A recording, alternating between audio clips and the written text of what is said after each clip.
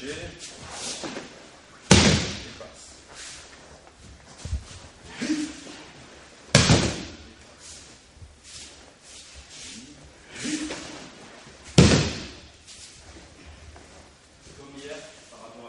J'ai démarré en 77 à Aix-en-Provence avec Maître Tamura et depuis je vis à Aix-en-Provence et je pratique toujours chez Maître Tamura. Je suis formateur d'instituteurs. Donc je travaille à l'UFM d'Aix, donc formateur de professeurs des écoles. C'est à peu près l'aïkido 40% de ma vie de tous les jours, puisque je m'entraîne pratiquement tous les jours, soit sur le tapis, soit aux armes, soit en extérieur personnellement. Puis j'ai plusieurs cours à Aix et je suis Maître Tamura tous les mercredis à l'École nationale d'aïkido à Bras. Pour moi c'est un art martial. C'est un art martial dont la visée au départ peut être seulement martiale. Puis après, arrivé à un certain âge, on doit chercher autre chose dans la pratique. Moi là j'y trouve, il y a un aspect relation aux autres qui me semble intéressant. Relation aux autres, un aspect physique évidemment, puisque la part d'aïkido passe par le corps malgré tout. Et c'est la seule discipline, j'ai pratiqué du karaté, j'ai pratiqué du judo, j'ai pratiqué de la boxe, c'est la seule discipline où à la fin du cours on a l'impression d'avoir gagné quelque chose sur le corps, sans l'énervement, l'excitation que peuvent entraîner les autres pratiques. Donc pour moi, il y a un aspect relaxation qui est intéressant, relation avec l'autre, et puis recherche sur soi et oubli de soi finalement dans le travail.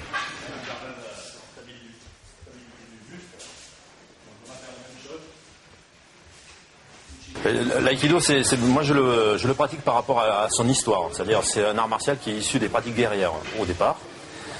Donc tout ce qui concerne les attaques, c'était des attaques au sabre ou aux armes, de la pratique guerrière.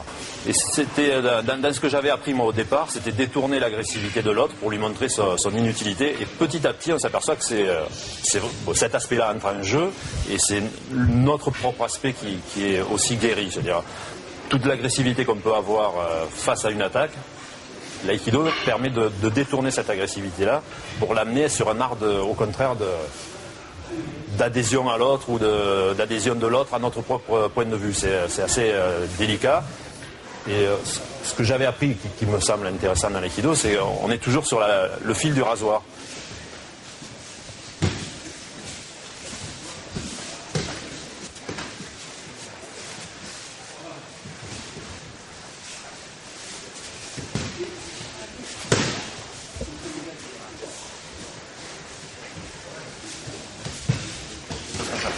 Le sabre, ça représente beaucoup de choses. D'abord, l'aspect sabre qui est l'aspect guerrier de l'aïkido, mais en même temps, ça permet de revenir aux sources de la pratique.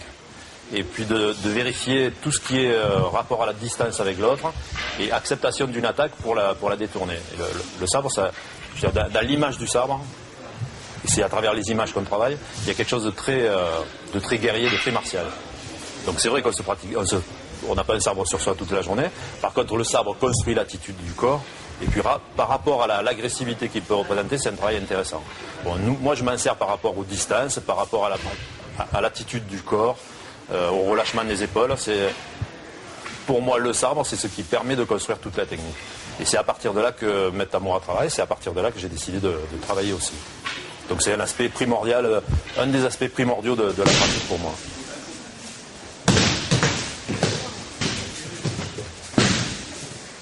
On sait que quand on rentre sur le tapis, on est dans un autre espace que l'on peut être dans la rue ou dans un espace d'agressivité qui est différent. Donc montrer ça aux gens, qu'on arrive dans un travail de self-défense ou de combat, pour petit à petit rentrer dans un travail d'aïkido. Mais d'abord, il faut l'avoir vécu un petit peu, avoir vécu l'affrontement, pour après petit à petit dévier vers la pratique et la construction du corps. Alors, je pense complètement que l'aïkido doit être médiatisé. Mais pas médiatisé sur ses aspects de combat, médiatisé sur ses aspects de paix et de recherche de la relation avec l'autre. Et c'est vrai qu'on n'a pas une couverture médiatique assez intéressante, et puis on ne fait peut-être pas assez d'efforts non plus pour obtenir cette couverture. L'aspect dynamique, sensationnel de l'aïkido, à mon avis, devrait apparaître plus souvent. Alors Il y a eu des films qui ont été tournés par des aikidokas, et Steven Seagal en particulier, qui ont fait que l'aïkido était un petit peu plus connu.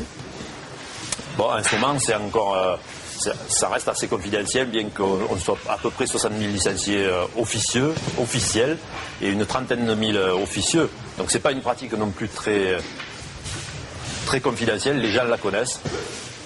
Il faut accepter de montrer qu'on existe vraiment pour autre chose que du combat.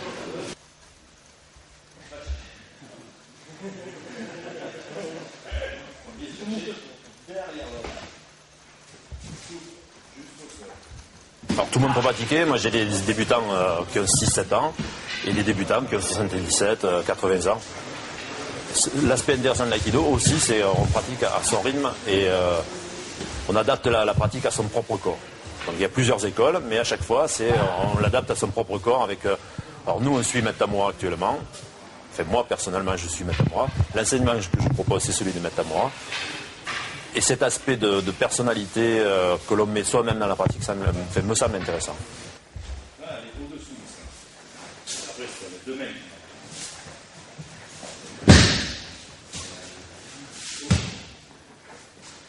On va faire la même chose.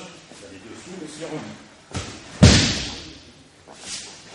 Mais le même travail, vous allez au-dessus. Au moment du contact, on passe dessous.